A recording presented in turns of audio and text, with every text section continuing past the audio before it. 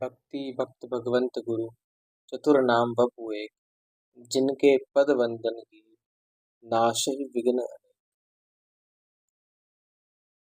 भगवान भक्त दोनों एक दूसरे के पूरक ही। भगवान ने गीता में कहा है कि जो उनका भजन करता है सदैव, जो उनका स्मरण करता है, भगवान सदैव उसके साथ रहते हैं। उसके हर योग क्षेम की पूर्ति भगवान करते हैं। ऐसे ही एक भगवान श्री जगन्नाथ जी के इस कलयुग में बड़े सुंदर भक्त हुए, जिनका वास्तविक नाम तो अर्जुन मिश्रा था, मगर भक्तजन बाद में उन्हें गीता पंडा कहकर पुकारने लगे। क्यों कहते थे? जगन्नाथ जी का भाव है, जगन्नाथपुरी का भाव है कि श्रृंगार सेवा करने वाला श्रृंगार पंडा होगा, वस्त्र सेवा करने वाला वस्त्र पंडा होगा। ऐसे ही जो गीता की सेवा करते थे, इसके लिए इनका नाम गीता पंडा हुआ। बड़ा सुंदर भाव है गीता पंडा जी का। गीता पंडित जी का नित्य का नियम था कि जब तक गीता जी के 18 अध्यायों का अध्ययन ना कर ले, से पढ़ ना ले, तब तक वह कभी भी भिक्षाटाटन के लिए नहीं जाते थे, कभी भी अपने कार्य की और आगे नहीं बढ़ते थे। सदैव वह जब तक गीता का अध्ययन ना कर ले, तब तक घर के बाहर नहीं जाते, ना ही भोजन पाते थे, ना ही जल पीते थे। उनकी बड़ी गुणवती पत्नी थी, मगर उनके इस कार्य से बहुत चिढ़ती थी। क्यों चिढ़ती थी?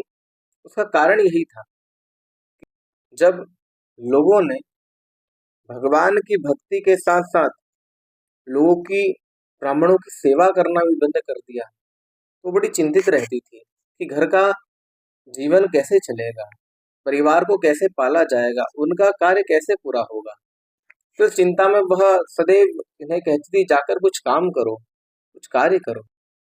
मगर ये भिक्षाटाटन करते थे, मगर तब जब वह 18 अध्यायों का अध्ययन कर ले, उसे पढ़ ले, उसके बाद ही वह कार्य करते थे। एक बार की बात है, श्री गीता पंडा जी प्रातः काल मुख बंद होकर भगवान के ब्रह्म वाक्यों का स्मरण करते हुए गीता जी का अध्ययन कर रहे, गीता का पाठ कर रहे।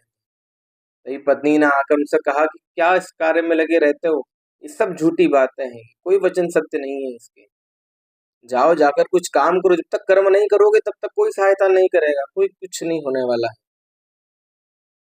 तभी वह एक श्लोक के ऊपर जाकर पहुंचे और 3 बार उसका रटन करने लगे और पत्नी को कहा, देखो भगवान यहाँ क्या कह रहे हैं। बड़ा सुंदर श्लोक कहा, अनन्याश्चिन्तयन्तो मां ये जनाः पर्युपासते तेषां नित्याभियुक्तानां योगक्षेमं वहाम्यहम्। भगवान कह रहे हैं, सुनो, जो भक्तजन अनन्य भाव से मेरा चिंतन, मेरा स्मरण, मेरी सेवा करते हैं, मैं स्वयं उनके योग क्षेम का वहन करता हूँ, मैं उनके हर कार्य की सिद्धि करता हूँ, मैं उनकी रक्षा करता हूँ। पत्नी तो क्रोध में थी सही और आग बबूला हो गई और कहने लगी, ये सब वचन असत्य है। और एक लाल कलम उठाकर उन्होंने उस श्लोक के ऊपर एक लाइन सी खींच दी। गीता पंडा जी रुदन करने लगे, पाठ से उठे, रोते रोते रोते जगन्नाथ जी के पास गए, जगन्नाथ धाम को गए, जगन्नाथ मंदिर में जाकर भगवान के सामने रुदन करने लगे, क्षमा याचना करने लगे, प्रभु उस उस स्त्री को माफ कर दीजिए, मेरी पत्नी को माफ कर दीजिए, उसके द्वारा जो कार्य हुआ उसके लिए आप क्षमा कर दीजिए। जब इधर ये यहाँ पर इस प्रकार का भाव कह रहे थे भगवान को, तभी घर पर एक सुंदर सा 16 वर्ष का बालक, गौ बालक गीता पंडा जी के घर को पहुंचा और घर पहुंचकर उसने जब गीता पंडा जी को आवाज दी, तो उनकी पत्नी जब बाहर आई तो सुंदर उस मुख वाले उस बालक को देखकर कुछ देर के लिए तो मोहित हो गई। फिर पूछा, तुम कौन हो, क्यों आए हो, क्या कार्य है? तब उन्होंने अपने कंधों पर रखा हुआ भार बताया, यह अन्न धन भार जो है मैं लेकर आया हूँ, ये सब वस्तुएं श्री गीता पंडा जी ने भेजी, मैं उनका मित्र हूँ। इस प्रकार जब वचन कहा तो उन्होंने कहा कि वो कहाँ है? बोले आते ही होंगे, मगर उन्होंने पहले मुझे भेज दिया कि जाओ, जाकर इस कार्य सामान को दे आओ। तो मैं इस सामान को लेकर आया हूँ, तो आप कार्य को रख लीजिए और मुझे विदा दीजिए।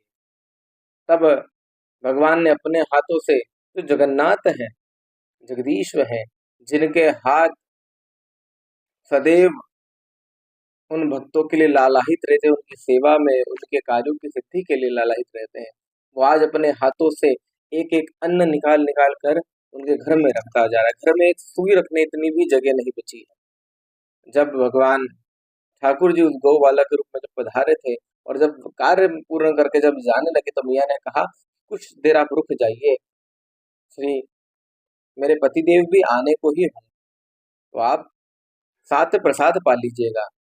तो भगवान ने कहा कि अपनी तोतली वाणी में वो कहने लगे कि मैया, मैं भोजन नहीं कर सकता, क्योंकि किसी आप जैसी मैया ने मेरी जिह्वा को काट दिया है। कहने लगे, अरे कैसी माँ है, कैसी स्त्री है जिसने आपकी जिह्वा को काट दिया।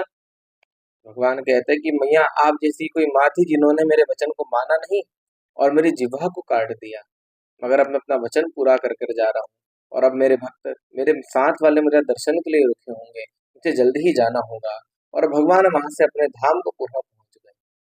मध्याह्न का समय हुआ तो गीता पंडा जी जब घर को पधारे, तो उन्होंने घर में इतना सामग्रियों को देखकर बड़ा आश्चर्य किया। पूछा, ये कहाँ से आया? कहा, आपका ही तो मित्र ला कर दिया है। लगे, अरे मेरा कौन सा मित्र है, कहाँ का मित्र है, मैंने तो किसी को नहीं भेजा। इस प्रकार के वचन जब कहने लगे, तो पत्नी ने कहा कि उसको छोड़ो, पहले प्रसाद पा लो। प्रसाद पाने लगी तो कहा, तुमने उनसे प्रसाद का भी पूछा या नहीं पूछा? तब पत्नी कहती है कि मैंने उन्हें भोजन का कहा था, मगर वो कहने लगे कि मेरी किसी माता ने मेरी जिह्वा काट दी है, इस कारण से मुझे जलन होगी, मैं प्रसाद नहीं पा पाऊंगा। इस प्रकार के जब वचन सुने तो रुदन करने लगे गीता पंडा जी। कहा, मुझे बताओ बालक कैसा दिखता था? तो कहा, कटीले नेत्र थे, बड़ा सुंदर श्याम स्वरूप था, और ग्वाल बाल का स्वरूप धारण करा हुआ था। बिल्कुल ऐसा लग रहा था मानो अभी गैयाओं को चरा कर आ रहा है। इस प्रकार के जब वचन उन्होंने सुने तो रुदन करने लगे, कहने लगे, हे भाग्यवान, ये तुमने क्या किया? तुम जानती हो, आज तुमने भगवान श्री ठाकुर जी के, श्री जगन्नाथ जी के दर्शन किए हैं। जिस भगवान के वचनों को सुनकर तुमने उसे असत्य कहकर काट दिया था, वो भगवान की जिह्वा उसी कारण से कटी। तब वह दोनों रोते रोते भगवान जगन्नाथ जी के पास गए और रुदन करने लगे, हे प्रभु, हमारे अपराधों को आप क्षमा कर दीजिए, आप हमें क्षमा कर दीजिए। तब भगवान के हृदय प्रकट होकर कहते हैं, हे गीता पंडा, तुम चिंता मत करो, मैं सदैव तुम्हारे साथ हूँ। आज मेरे वचनों को असत्य मानने के कारण ही मुझे तुम्हें आकर दर्शन देना पड़ा। अब आज के बाद तुम मेरी खूब भक्ति करना और फिर मेरे धाम को प्राप्त होना। और उसके बाद से श्री गीता पंडा जी अपनी पत्नी के साथ भगवान का खूब भजन करते, और जो कुछ मिलता वो प्रभु की इच्छा से ग्रहण कर कर अपना जीवन यापन करते हैं, और अंत में भगवान जगन्नाथ जी के धाम को प्राप्त हो गए।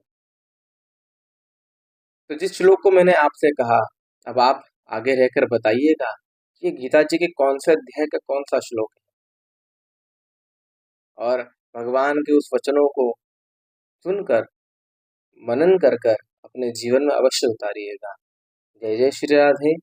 श्री हरदास कुंज बिहारी।